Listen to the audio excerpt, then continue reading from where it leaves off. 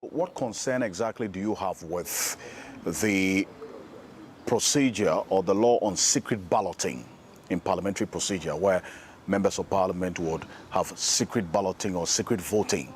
Well, it's all about deepening accountability. It's all about ensuring that parliamentarians who are representatives of the people act for and on behalf of their people. So if the people in a constituency elects an MP and the MP comes to parliament, on all issues, the MP is supposed to champion the views, the will, the aspirations of the people he or she is representing. And so it should be possible, like it pertains in other advanced democracies, for constituents to know the voting patterns of their MPs on key national issues.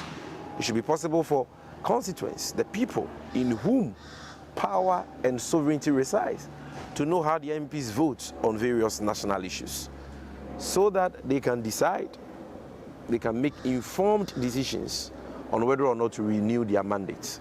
You understand? But the situation where, under the pretext of secret ballots, MPs make decisions that run contrary to the views, the will, the wishes, and the aspirations of their people, we believe is not in accordance with best democratic practices.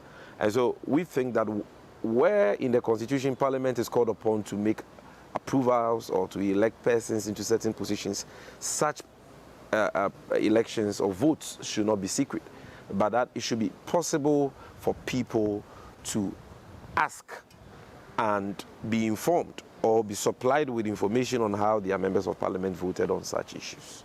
With specific reference to what happened in parliament, where your MPs voted contrary to what you, as a political party, directed them to do. Now, issues have been raised about possible bribery, and then also issues about the relationship that some of them had with the previous leadership and all. How is the party going to address these issues that came up, and what led to this decision on Friday?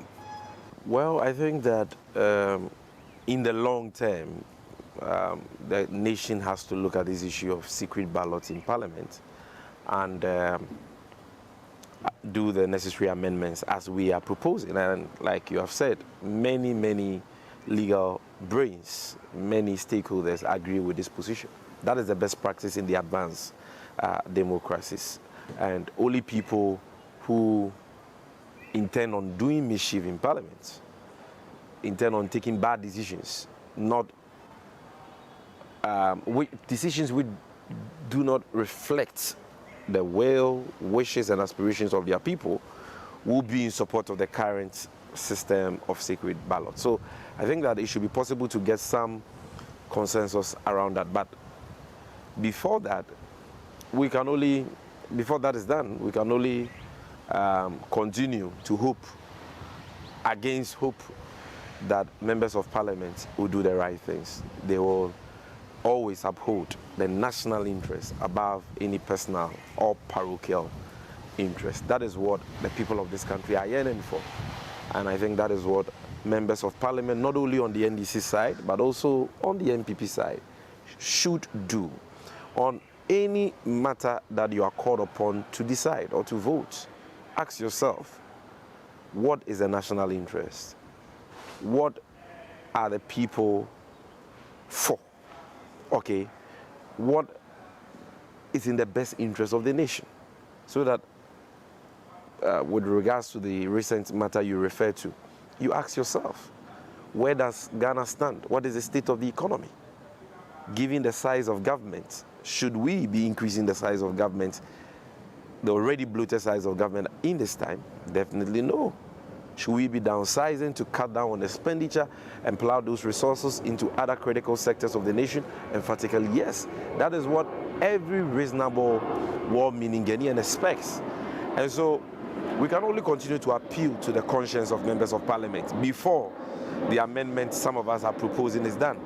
And we can only hope that they will do the right thing. Okay, so is the party going to just forget about this, close its ranks, and move forward, or you're going to investigate or institute measures to investigate exactly what happened? Because this is not the first time that you as a party have directed your MPs to do something and they go contrary. 2021, the approval of Hawa Kumsin, Kojo Ponkroma, and the former Greek Minister, Dr. Freya Koto, you directed them to do something they did otherwise. It's happened again. So what are you going to do? Well, we have to move on as a party, but that is not to say that if the party gets any evidence that any member of parliament acted contrary to the collective decision of the party that they were part of, the party will not act. I believe that the party will act if the party comes by any such evidence. But we have to move on because the party is much bigger than its caucus in parliament. The caucus in parliament is just one wing, a very important wing, I must say, but it is just one wing of the party. And so if the party fails to execute an important assignment of national importance through that wing, the party has not failed as a corporate entity. It is that wing that has failed. And the party can, through other means, press home such demands. And so we've made it clear that we believe in a lean government. We believe that difficulties currently find themselves